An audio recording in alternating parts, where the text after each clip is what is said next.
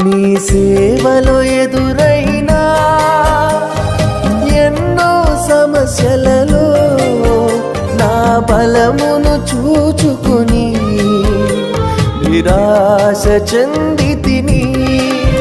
నీ సేవలో ఎదురైనా ఎన్నో సమస్యలలో నా బలమును చూచుకుని నిరాశ చెందితిని.